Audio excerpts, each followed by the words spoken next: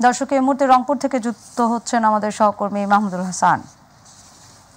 মাহমুদুল, শহীদ আবু সাইদ হত্যা মামলার রিমান্ড বিষয়ে আর কি তথ্য আছে আপনার কাছে আমাদের জানাবেন, এবং আবু সাইদের স্বজনরা এই বিষয়ে কি বলছেন সেই বিষয়ে আমাদেরকে জানাবেন।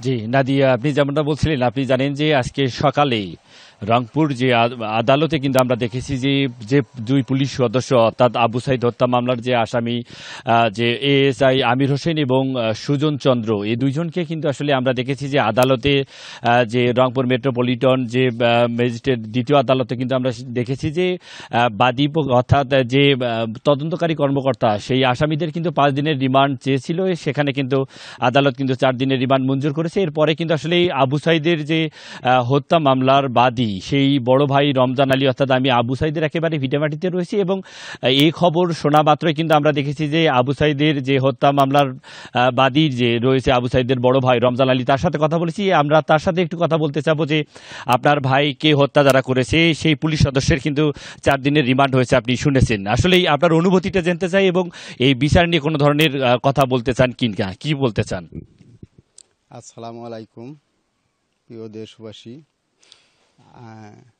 আমাদের ভাই হত্যা মামলার যে 2 জন পুলিশ সদস্য, পুলিশের যে তদন্ত মাধ্যমে যে ওদেরকে অ্যারেস্ট করা হয়েছে এবং আদালতে নিয়ে রিমান্ডের আবেদন করা হয়, তার মধ্যে 4 দিনের রিমান্ড মঞ্জুর হয়েছে এবং এই রিমান্ডের মাধ্যমে ওদেরকে রিমান্ডের মাধ্যমে ওদের কাছ থেকেই বের করতে হবে যে আমাদের ভাই হত্যার সাথে কারা কারা জড়িত আছিল। এদেরকে আইনের আওতায় আনে যাতে সুষ্ঠু তদন্তর মাধ্যমে সবার যেন সুবিচার হয় এবং সারা দেশবাসী এবং বিশ্ববাসী তাকিয়ে আছে আমার ভাই হত্যার বিচার দেখার জন্য।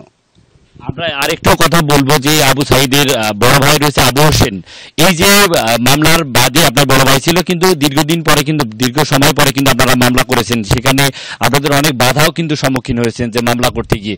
এই যে মামলায় কিন্তু আজকে রিমান্ড কিন্তু 4 দিনের রিমান্ড মঞ্জুর হয়েছে এবং 2 জন পুলিশ সদস্য কিন্তু ইতিমধ্যে পুলিশের হাতে আটক, এবং তাদের রিমান্ডের পরবর্তীতে কিন্তু আসলেই জানা যাবে কারা এই হত্যার সাথে জড়িত। আপনি আসলে এই রিমান্ড নিয়ে কোনো ধরনের কিছু বলতে চান কিনা? আসলে যে শেখ হাসিনা সরকার আমলে তার পুলিশ বাহিনীর দ্বারা আমার ভাইরে যেভাবে নির্মমভাবে শহীদ করা হয়েছে আপনারা সকলে দেখছেন। আসলে সেই সময় মামলা করার মতো, আমরা বিচার চাওয়ার মতো কোনো পরিবেশ ছিল না। যে হত্যা করছে তার কাছে আমরা বিচার চাইলে আমরা একটা ন্যায় বিচার পাবো না, এটা আমাদের সবার মনের মধ্যে সংশয় ছিল। বর্তমান অন্তর্বর্তীকালীন সরকার ডক্টর ইউনূস স্যারের নেতৃত্বে যে বর্তমান সরকার রয়েছে, আমরা আশাবাদী যে আসামিদেরকে 2 জন পুলিশরে যারা প্রত্যক্ষভাবে আবু সাইদ হত্যাকাণ্ডের সাথে জড়িত ছিল তাদেরকে গ্রেপ্তার করা হয়েছে এবং তাদেরকে রিমান্ডে দেওয়া হয়েছে।